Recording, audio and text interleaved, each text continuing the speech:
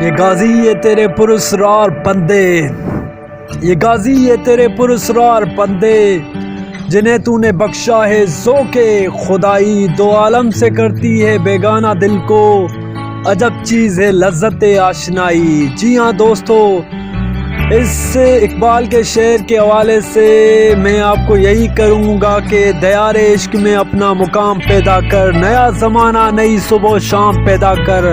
ہم مجازی عشق میں مغلوب ہو جاتے ہیں اور ایک محدود شخص چیز کے پیچھے پڑ جاتے ہیں، جبکہ انسان کو چاہیے کہ وہ لامحدود کی محبت کرے۔